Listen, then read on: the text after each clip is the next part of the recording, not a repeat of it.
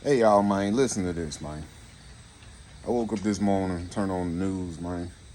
First thing I see is these kids going back to school. You know, a lot of places today is the first day back to school for these children.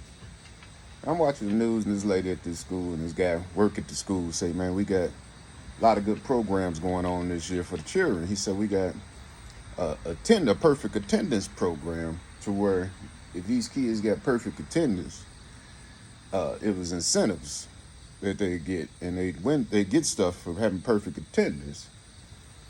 So I was, it piqued my interest. I paid a little bit more attention after he said that, and then he go on to say, if these kids have perfect attendance, the school will give them a pair of Jordans, and that blew my mind because when I was growing up, man, we didn't have no incentives to do what our parents told us to do. You know what I mean? It wasn't no raffles, no rewards. We just did what our parents told us to do. My mama said, "You take your butt to school before I whoop your ass." That was my incentive. My incentive was if I had perfect attendance, I ain't had to go out there and get that switch off that tree. You know what I mean? It wasn't no trophies for doing what you were supposed to do. You know what I mean?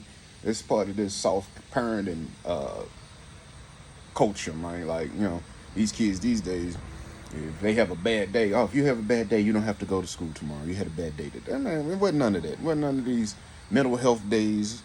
No, we didn't give our kids mental health days back in the day. We did what our parents told us to do because they said do it. And that was it. You know what I mean? It wasn't no incentives. Every now and then my incentives, my dad would look at me and say, "Attaboy." That was my incentive. He'd look at me and say, "Yeah, good job, son.